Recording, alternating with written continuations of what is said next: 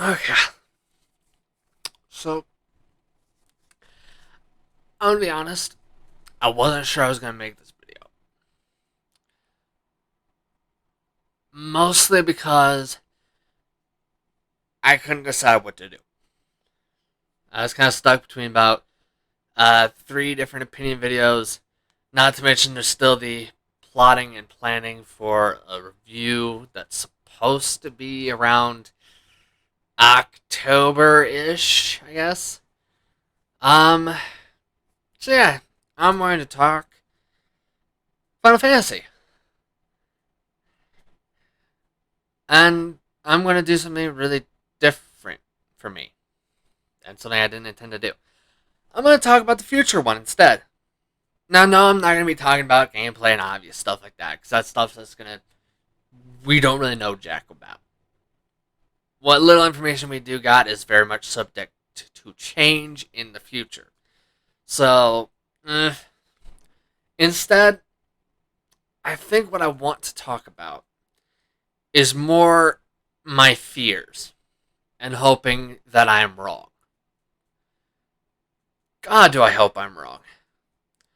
So, based off of what very little I've actually gone out and searched for of information, what I've been able to find out is most likely the new Final Fantasy game is going to be a continuation of the 13 games. Oh boy, here's the thing. If you've not played Final Fantasy 13, 13-2, Lightning Returns, nice job. I wish I was you. I'm not you, sadly. I've lamentably played the first two with mixed feelings and lots of negativity and lots of crap given. And I've also rented Lightning Returns.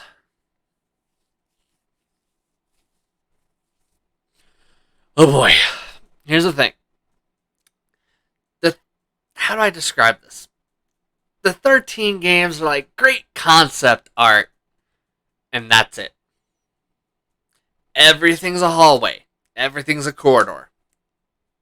The one map where it's not a corridor comes way too late and doesn't stay very long. It goes away shortly after.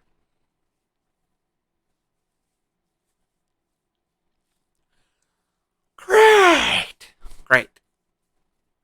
Yeah. Uh Great. I'm a little tired of because it was avoided. It's not what actually happened. So let's focus on what actually happened instead, okay? People love saying how Final Fantasy 15 was intended to be a continuation of the 13 games. Here's the thing though.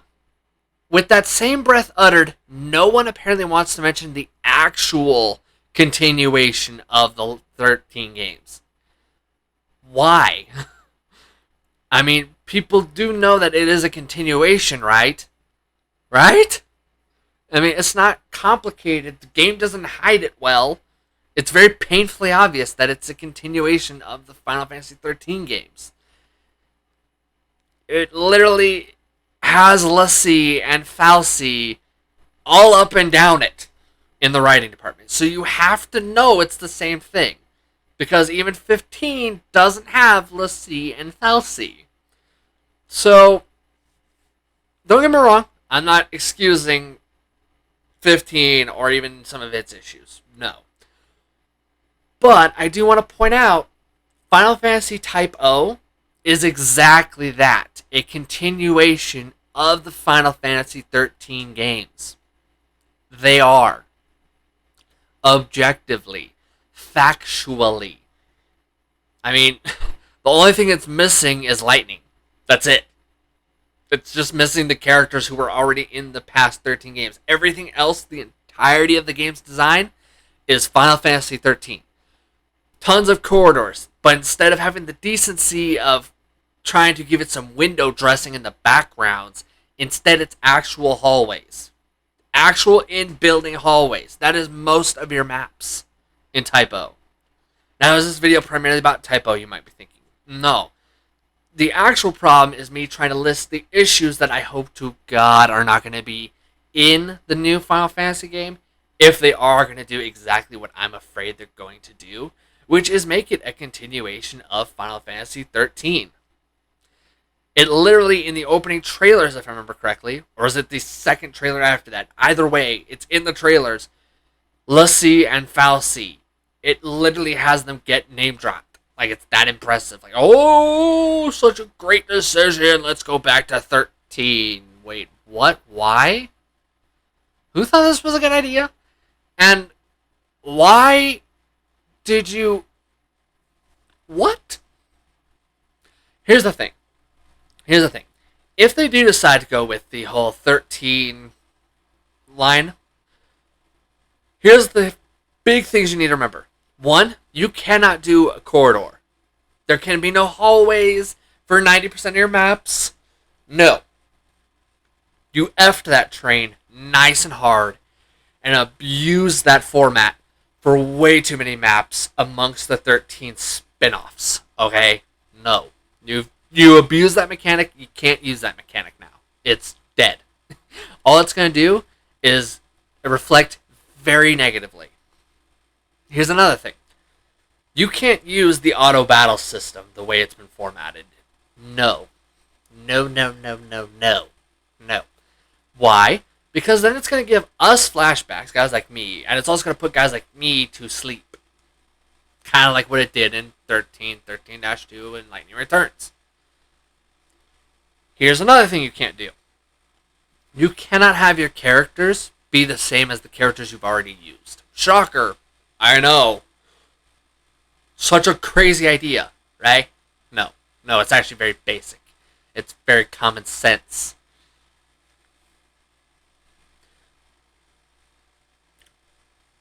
I would like and greatly appreciate for you to not use the summoning system you did in Typo, because it was easily garbage and the worst summoning in gaming history.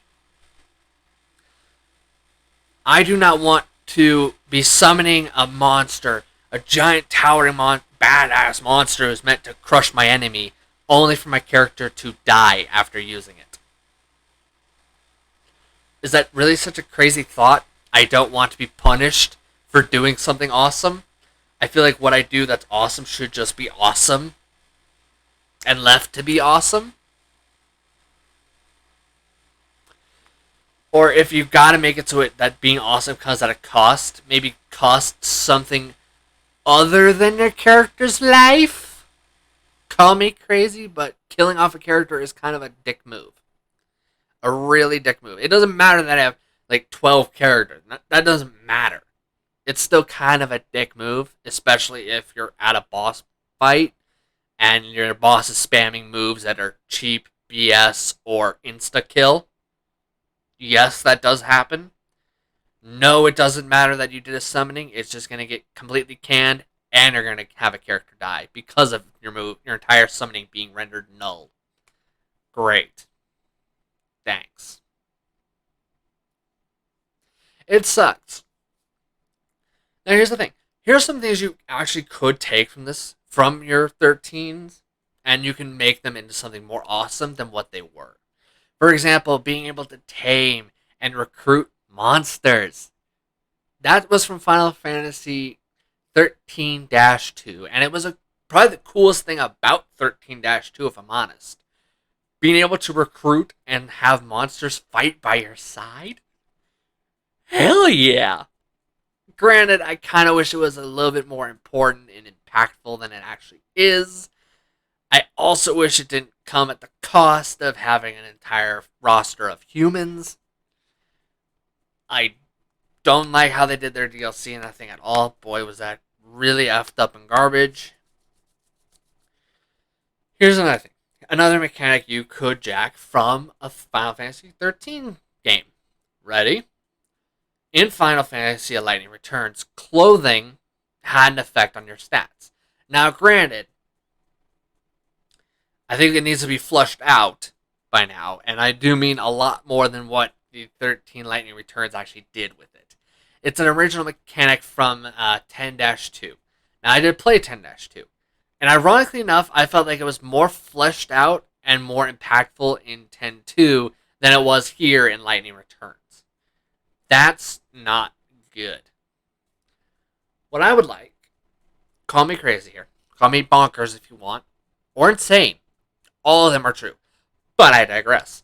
When it comes down to it, what I feel this game needs is it needs to take the best things from 13-2, the best things from, say, that of Lightning Returns, the best things, or I should say, thing from Type O, and they should make it better.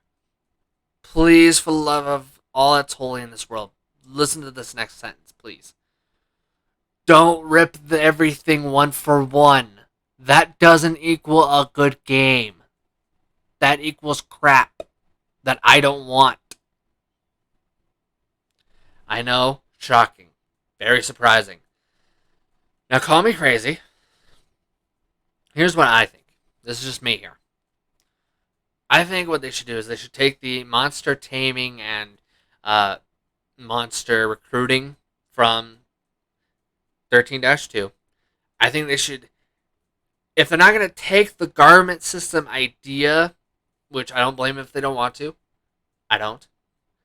I do think they should enhance, though, on the either the types of different looking is the key word here, okay? Make it so that your weapons don't all look the exact same. Because I've had enough of them all looking the exact same the entire way throughout a game. If I attach enhanced gear number 4-5 that has enhanced damage, it should look different. Crazy, right? And not in a small way. It needs to be an actual big time noticeable difference, not just a palette swap. If it's just a palette swap, then it's no different. And on top of that, it shouldn't be something that's only limited to being seen in battle. You should see it in general.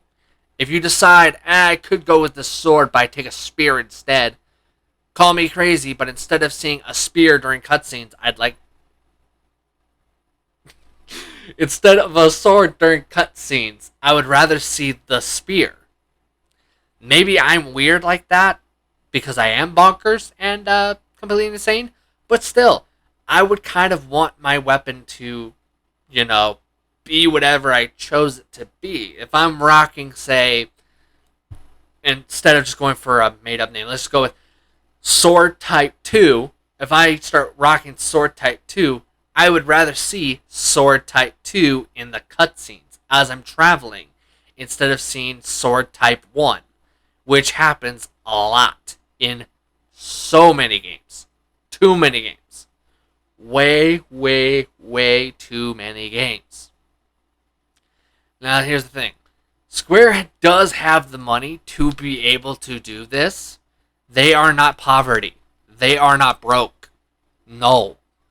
Alright? Square makes plenty of money to be able to do all these advancements and do them right without any issues. They have the money for it. And technically, if we're nitpicking here, they have the people as well. They do. They have enough people. So why not do the smart thing? Ready? This is such a big brain moment here. Get ready to have your mind blown, people. Don't worry. Alright, I'm just going to blow some knowledge all over the place. Take your sweet time to ensure the game is done right at release. It's not complicated. It's not rocket science. It's don't rush it. Don't force your people practically at gunpoint to work crazy hours. Alright? For minimum pay on top of that, mind you. No. Take your time. Go slow. Don't rush things. Make sure everything is nice and neat and tidy upon release. It's not hard. It's not complicated. Don't get me wrong. The job is going to be takes time. Yeah, of course. What I'm saying isn't hard, though, is the concept of take your time. It's not rocket science to figure out that, hey, if we take our time, we make sure to look for bugs and test this rigorously, we can release this in the right state at release. No, it's not hard. It's not complicated. If I, someone who has no business experience, has no college education can figure this out in 1 millisecond despite being an autistic fool, why can't you figure it out? It's not hard, apparently. Again, the autistic idiot here, alright, figured it out in seconds without trying. Hell, I could have been macking on a chip or eating a burger and I still would have thought of this in just a second. So you should be able to do the same and better, theoretically. Unless you're just drowning out your brain cells with alcohol right now. Then you probably have a tough time with it, but When it comes down to the future Final Fantasy game, I'm just not excited. I'm not. I used to be excited for every Final Fantasy game that I would get any info on. Then the 13 games. Then Type O. Then the kind of disappointment that was 15. Not bad, just disappointment that I felt for 15. And not to mention the fact that I also felt disappointment with Kingdom Hearts 3. These things don't make you want to go, wee, you know?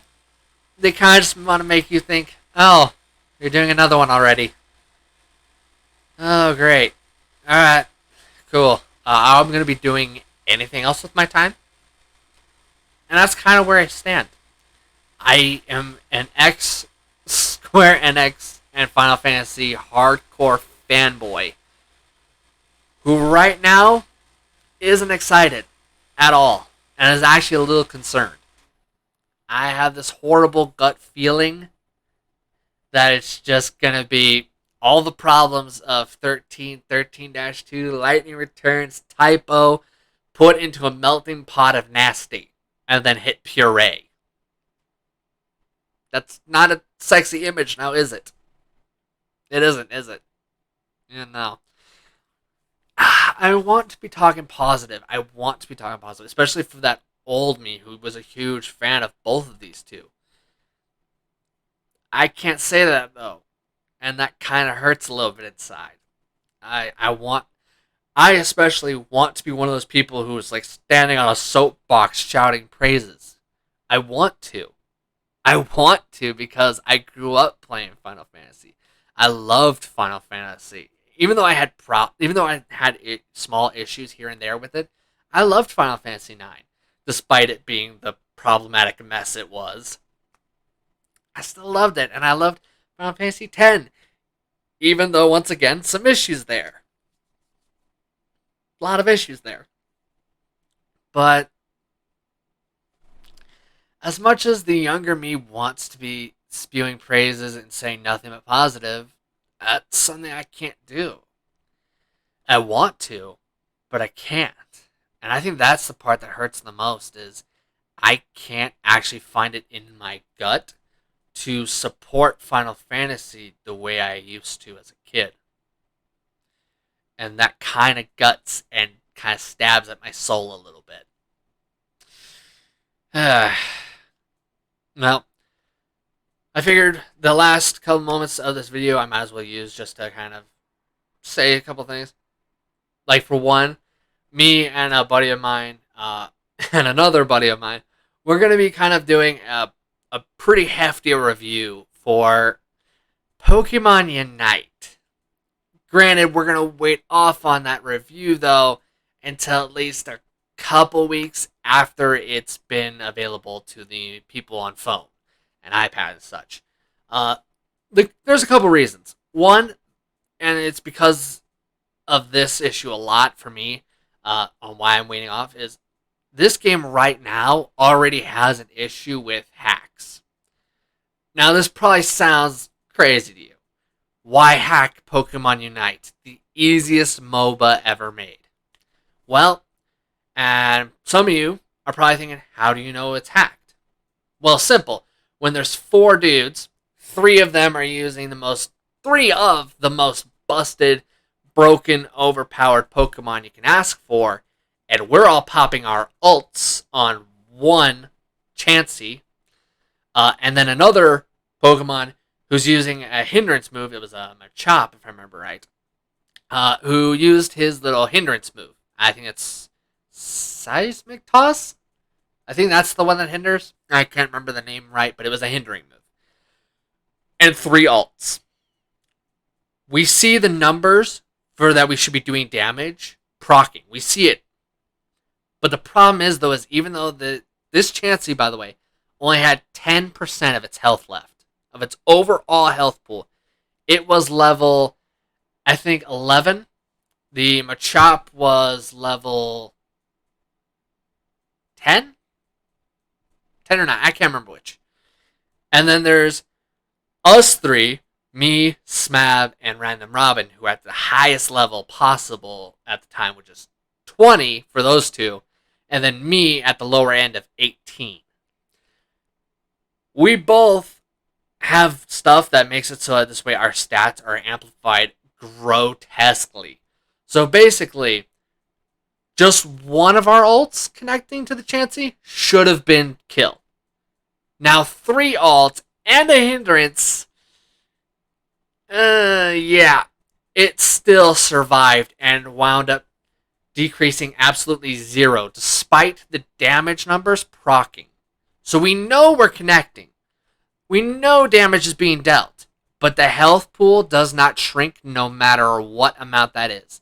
And keep in mind, one of us, Smap, is using Gardevoir, which if you haven't played Gardevoir or seen Gardevoir get played by a good or decent player, you know for a fact if you have.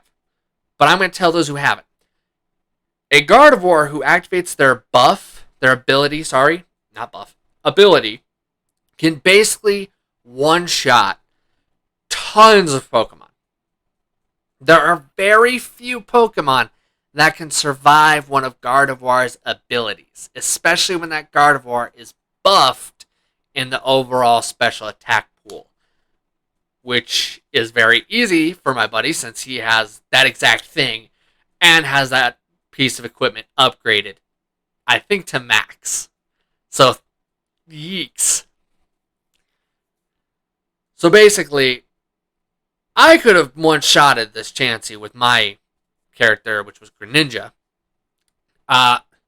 Random Robin also should have been able to one-shot the Chansey with his Alolan Ninetales alt as well. Neither of them did, despite that. Our combined should have killed the Chansey and still had enough damage to do an extra half a bar. That's how our characters were set up. Then you have to include Gardevoir, who can take out pretty much every Pokemon with one shot.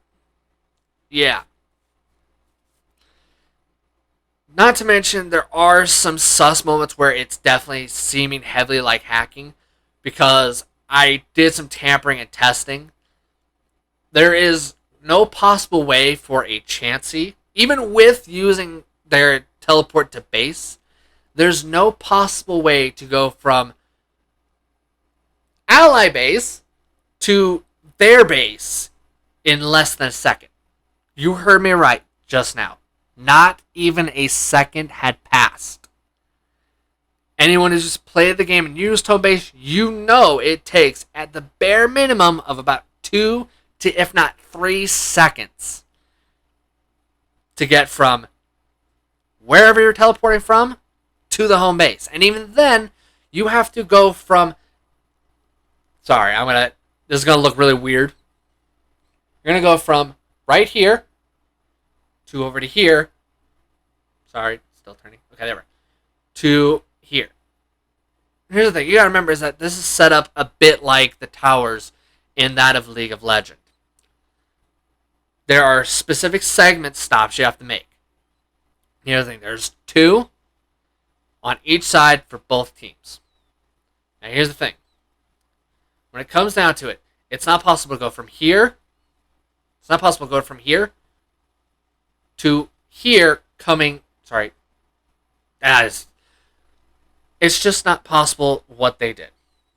Trying to do that while it reverses the direction on me is a little too tricky for me. Sorry. That probably confused you more, and I apologize for that.